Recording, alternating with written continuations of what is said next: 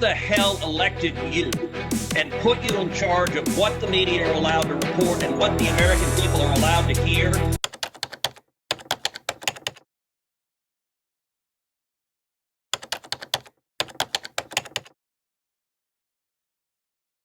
Chairman, I want to thank you, Mr. Chairman, for holding this hearing. The three witnesses we have before this committee today collectively pose, I believe, the single greatest threat to free speech in America and the greatest threat we have to free and fair elections. Yesterday, I spent a considerable amount of time speaking with both Mr. Zuckerberg and Mr. Pichai.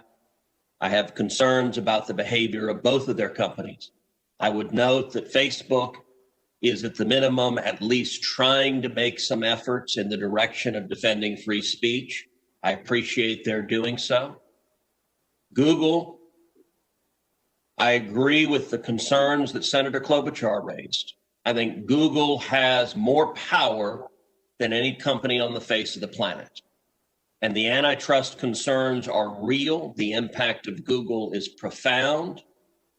And I expect we will have continued and ongoing discussions about Google's abuse of that power and its willingness to manipulate search outcomes to influence and change election results. But today, I want to focus my questioning on Mr. Dorsey and on Twitter. Because of the three players before us, I think Twitter's conduct has by far been the most egregious. Mr. Dorsey, does Twitter have the ability to influence elections? No. You don't believe Twitter has any ability to influence elections? No, we are one part of a spectrum of communication channels that people have. So you're testifying to this committee right now that Twitter, when it silences people, when it censors people, when it blocks political speech, that has no impact on elections? People have choice of other communication channels with which. Not if they don't hear information. If you don't think you have the power to influence elections, why do you block anything? Well, we have policies that are focused on making sure that more voices on the platform are possible.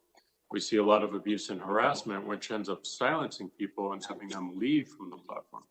All right, Mr. Dorsey, I find your opening questions, your opening answers absurd on their face. But let's talk about the last 2 weeks in particular. As you know, I have long been concerned about Twitter's pattern of censoring and silencing individual Americans with whom Twitter disagrees. But 2 weeks ago, Twitter, and to a lesser extent, Facebook, crossed a threshold that is fundamental in our country. 2 weeks ago, Twitter made the unilateral decision to censor the New York Post in a series of 2 blockbuster articles, both alleging evidence of corruption against Joe Biden, the first concerning Ukraine, the second concerning communist China.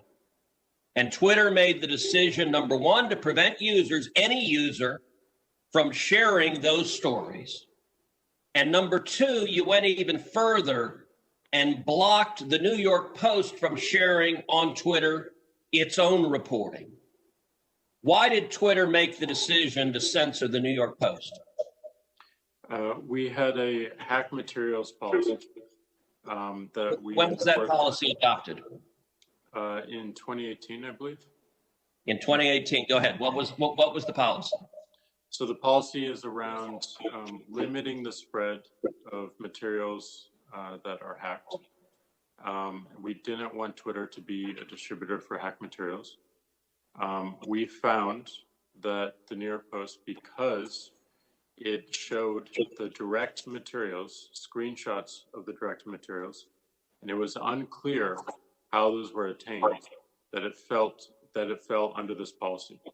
Now, so in your view, if it's unclear the source of a document, and in this instance, the New York Post documented what it said the source was, which it said it was a laptop owned by Hunter Biden that had been turned into a repair store. So they weren't hiding what they claimed to be the source. Is it your position that Twitter, when you can't tell the source, blocks press stories? No, not at all. Our team made a fast decision.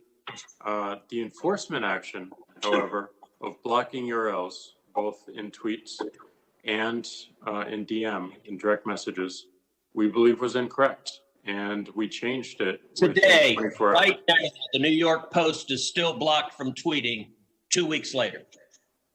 Yes, they have to log into their account, which they can do at this minute, delete the original tweet, which fell under our original enforcement actions, and they can tweet the exact same material in the exact same article, and it would go through. So, Mr. Dorsey, your ability is you have the power to force a media outlet. Let's be clear. The New York Post isn't just some random guy tweeting. The New York Post has the 4th highest circulation of any newspaper in America. The New York Post is over 200 years old. The New York Post was founded by Alexander Hamilton. And your position is that you can sit in Silicon Valley and demand of the media that you can tell them what stories they can publish and you can tell the American people what reporting they can hear. Is that right? No, this was a, every person, every account, every organization that signs up to Twitter agrees to a terms of service. Terms of service is so published. Media outlets must genuflect and obey your dictates if they wish to be able to communicate with readers. Is that right? No, not at all. We recognized an error in this policy, and specifically the enforcement. You're still blocking their posts. You're still blocking their posts. Right now, today, you're blocking their posts. We're not blocking the post. Anyone can tweet. Can the New York Post post on their Twitter account? If they go into their account. No is your answer to that. No, unless they genuflect and agree with your dictates. Let me ask you something. You claimed it was because of a hacked materials policy. I find that facially highly dubious and clearly employed in a deeply partial way. Did Twitter block the distribution of the New York Times' story a few weeks ago that purported to be based on copies of President Trump's tax returns? We didn't find that a violation of our terms of service and this policy in particular because it was reporting about the material. It wasn't distributing the material. Okay, well, that's actually not true. They posted what they purported to be original source materials, and federal law, federal statute makes it a crime, a federal felony, to distribute someone's tax returns against their knowledge. So that material was based on something that was distributed in violation of federal law, and yet Twitter gleefully allowed people to circulate that. But when the article was critical of Joe Biden, Twitter engaged in rampant censorship and silencing.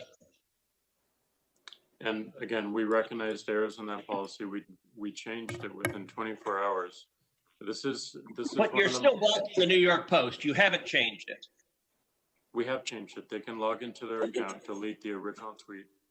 You forced a Politico reporter to take down his post about the New York Post as well. Is that correct?